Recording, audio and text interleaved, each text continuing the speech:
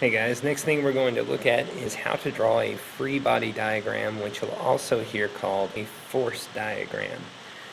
So here we have a situation of a car. I'm going to say that the car is traveling down the road at 15 meters per second. So the car is traveling in this direction, and we want to analyze all the different forces that are acting on this car. So the first thing we have to do is define what objects we're going to look at within our system. So by system we mean all the objects that we're considering. So in this case, really the only object I want to even consider is the car. And so I'm going to draw a dotted box around the car, showing that the car is really the only thing I'm interested in right now. I don't care about the road, I don't even care about the air around the car, just the car. And since in doing this, the shape of the car really doesn't matter all that much, I'm actually going to change my car because, honestly, look at this thing. I can't draw. I've seen cars before, I know that's not what they look like, but hey, lucky for me, the next thing we do on this is actually just eliminate the shape of this. Let's just make it into a point because we really don't care what it looks like. So now I have just this point right here that I'm going to say is my car. And now let's look at all the forces that are acting on this. So let's start with the force that we have from the engine. So there's a force that is propelling this along, and we'll call that a thrust force. And that force is in this direction. So we draw a vector for this, and remember length is going to be an estimation of the magnitude of this. So longer vector means bigger size, smaller vector, smaller size. And we're going to label this. So we're going to call this the force of thrust. And this is on the car by the engine.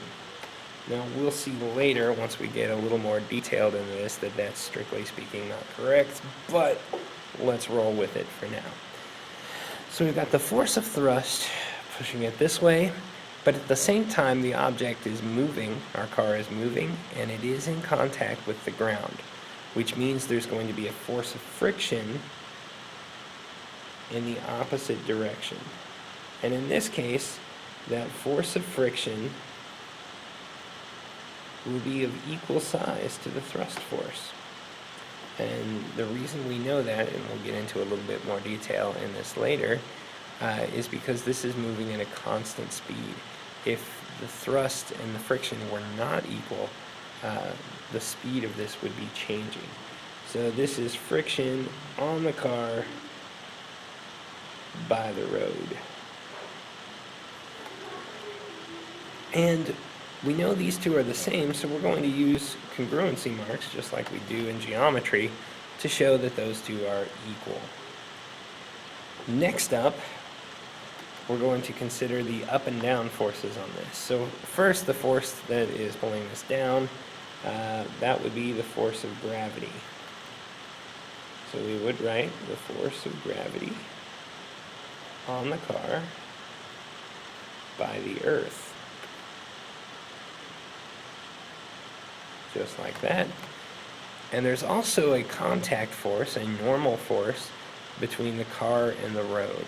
And so what happens is the road puts an upward force on the car, because remember these normal forces, whenever two surfaces are in contact, there's a force on both of them. So there's a force downward on the road because of the car, and a force upward on the car because of the road. So we write that in just like this. So this would be the normal force on the car by the road. And again, because our motion is not changing in an up or down direction, we know that this force of gravity is equal to the normal force. So these two forces are equal, and these two forces are equal. And that is pretty much everything that's involved in drawing these free body diagrams. Now these can get pretty complex pretty quick, but this is the essence of them. Some things to watch out for. Make sure that your normal forces are always perpendicular to surfaces. One area where this pops up is if we have, say, a car parked on a slope. Let me just draw a quick Kelly mobile here. Seriously, have I ever seen a car before? Any case, the force of gravity still always pulls straight down on this.